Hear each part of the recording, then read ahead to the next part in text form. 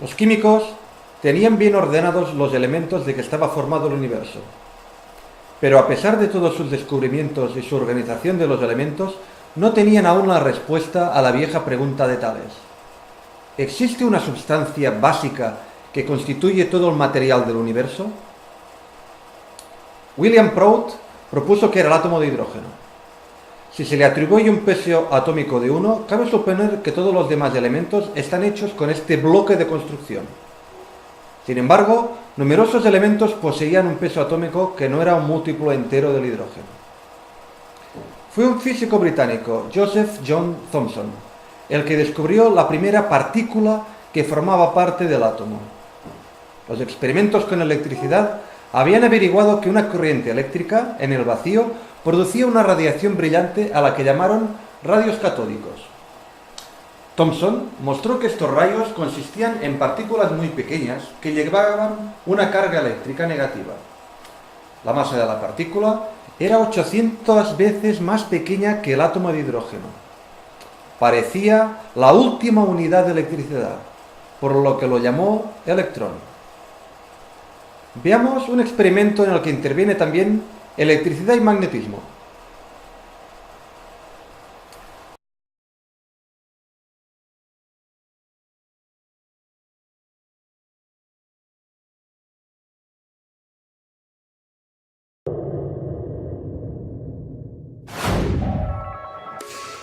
Benvinguts. Avui hem preparat un experiment basat en magnetisme i tenim... Pep! Te vas amb aquests pèls de punta? Què t'ha Aquests passat? pèls són per relacionar-los amb aquest experiment que farem avui. Electricitat i magnetisme. I veurem uns efectes espectaculars en formes de punxes, com el meu cap. Ah, molt bé. Mira, precisament tenim aquí un motor que va amb electricitat i que permet relacionar l'electricitat amb el magnetisme. I tu en tens un altre, no? Perquè aquest... Un altre. Mira, aquest, connectant aquests dos pols en aquesta bateria, fem rodar aquest motor. Oh, que xulo! Però tu en tens un similar, oi, Pep? Ara mostrarem com fer un motor molt més senzill que aquest, amb materials ben casolans. Una pila d'1,5 volts. Un cable que ens farà tancar el circuit. Un cargol. I un imant. Aquest concretament és un imant de neodimi, és molt i molt fort. El que farem és tenir el cargol atret per l'imant, l'afegim a la pila i ara només cal tancar el circuit amb aquest cable de coure. I veiem com el nostre motor quotidià comença a girar. Quin experiment més maco. Magnetisme i electricitat. I has parlat d'una cosa que m'interessa molt, que és el neodimi. El neodimi és un element del que no havíem parlat en cap dels experiments que hem fet, perquè és un dels elements que es va descobrir amb posterioritat a la proposta de Mendeleev de la taula periòdica, que tenim aquí darrere. El tenim aquí, el neodimi. És una d'aquestes anomenades terres rares. Però magnetisme no fa només el neodimi, no? Perquè la Terra també en té. I tant! Tal com veiem en aquest esquema, el planeta Terra és ben bé com un gran imant. Té un pol positiu i un pol negatiu.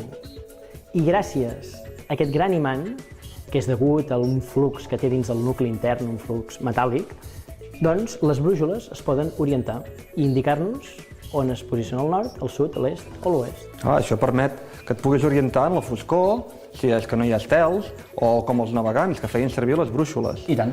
Però això, aquestes línies de camp magnètic, a part d'aquest dibuix, les podem veure d'una altra manera? I tant. Això, les línies de camp magnètic les podem visualitzar si fem un experiment amb un imant i amb unes llimadures de ferro. Tal com veiem a l'esquema del dibuix, veiem com les llimadures de ferro s'han situat, s'han orientat seguint unes línies de camp que surten d'aquest pol i van a parar a l'altre pol. Però això ho hem fet amb ferro. Ho podem fer amb algun altre compost que tingui una altra composició química? Podem fer-ho, això mateix, amb un compost molt curiós, perquè és un fluid, però que realment també és polaritzat per un imant. És l'anomenat ferrofluid. Oh, això n'he sentit a parlar. És molt maco de veure. Això és molt xulo de veure. I en què es basa el ferrofluid? El ferrofluid no és més que un material ferromagnètic o ferrimagnètic que es troba en una suspensió en un fluid, en un líquid, amb un dissolvent orgànic o bé amb aigua. I aquestes partícules són nanopartícules molt petites d'aquest material suspeses en aquesta dissolució. El que fan és, quan li costes un imant, passa exactament el mateix que passa amb el ferro. És polaritzat i veurem com unes punxes que surten d'aquest fluid, com es belluga davant de l'imant. Anem a veure. Anem a veure.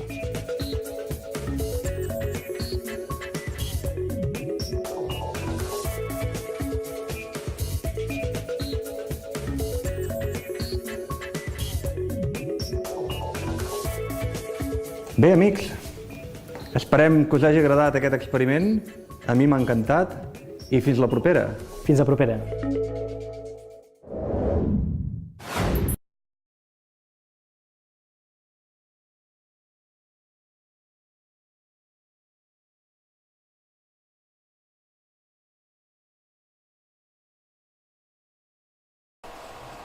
Poco después, el físico francés Antoine-Henri Becquerel descubrió la radioactividad. El uranio emitía rayos y fragmentos de sí mismo, pero habían otros elementos que se comportaban igual, se rompían por todas partes. Era necesario explorar la estructura interior del átomo.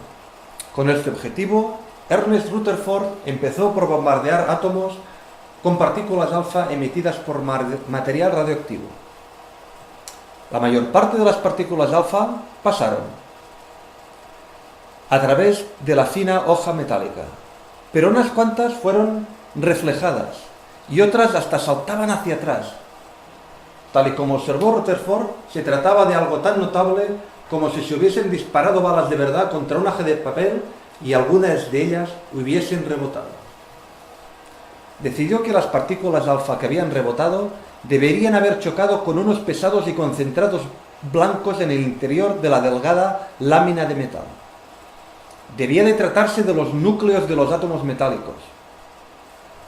Y del hecho de que la mayor parte de las balas pasara a través de la lámina sin ser reflejados, dedujo que el núcleo de cada átomo debía ser muy pequeño, tan pequeño que solo una de cada varios millares de sus balas alcanzaba un núcleo. Por tanto, la mayor parte del volumen de un átomo debía consistir en espacios casi vacíos poblados por solo ligeros electrones. ¿Y de qué estaba hecho el núcleo? Rutherford decidió que consistía en una o más de una partícula cargada positivamente, a las que llamó protones. Cada núcleo tenía tantos protones como electrones tenía el átomo. Así el átomo debía ser eléctricamente neutro. El descubrimiento de Becquerel de las radiaciones del uranio fascinó a Marie Sklodowska. Marie empezó por tratar de medir la fuerza de la radioactividad. Durante su trabajo con Pierre Curie, con quien se casó, descubrieron que en el mineral de uranio había algún otro mineral en pequeña cantidad, pero con mayor radioactividad. Para encontrarlo, debían reunir grandes cantidades de mineral. Comenzaron a trabajar con montañas y montañas de mena de uranio. Consiguieron reducir sus toneladas de mena a unos residuos altamente radioactivos. Obtuvieron una pizca de polvo blanco, que era 400 veces más radioactivo que el uranio puro. Los Curie lo llamaron polonio. No obstante, este elemento no era el causante de toda aquella radioactividad. 6 meses después, finalmente, concentraron su elemento. Los Curie llamaron a este elemento radio, debido a su poderosa radioactividad. Pocos meses después de que los Curie rastreasen aquellos dos raros elementos radioactivos, se descubrieron más.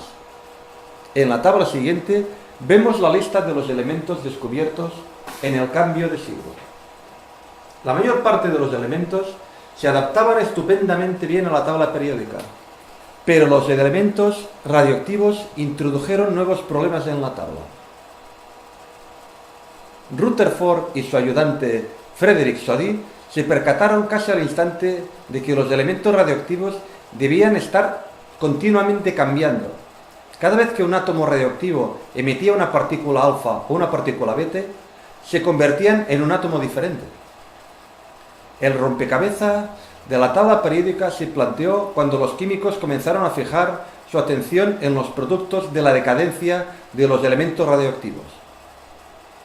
Se encontraron con 3 diferentes series de productos, denominados la serie del uranio, la serie del torio y la serie del actinio. Muy pronto los químicos identificaron lo que parecían más de 40 elementos. Las 3 series terminaban en el plomo. Si el plomo era el producto final, entonces todos los elementos formados deberían encontrarse entre el plomo y el uranio en peso atómico. El problema radicaba en que solo quedaban 3 puestos vacantes en la tabla periódica en ese intervalo. ¿Cómo acomodar más de 40 elementos en 3 vacantes? El colega de Rutherford, Soddy, aportó la respuesta. No eran elementos diferentes, sino únicamente variedades de solo unos cuantos elementos. Un elemento singular debería tener un número de formas diferentes, que difiriesen levemente en peso atómico y con distintas radioactividades. Químicamente, todos pertenecían al mismo lugar de la tabla periódica. Soddy los llamó isótopos, del griego isos, igual, y topos, lugar, es decir, en el mismo lugar. El cómo podía existir un elemento con diferentes pesos atómicos no quedó claro hasta en 1932, cuando el físico inglés James Chadwick describió una nueva partícula atómica. La partícula es el neutrón, que posee la misma masa que el protón, pero no tiene carga eléctrica. Tomando el caso más sencillo, vamos a considerar un núcleo compuesto de un protón y de un neutrón. Dado que existe solo una carga positiva en el núcleo, el átomo tendrá solo un electrón fuera del núcleo. En lo que se refiere al comportamiento químico, el electrón es muy importante. El átomo de hidrógeno siempre posee un protón y permite un electrón, pero su núcleo puede contener también 1 o 2 neutrones.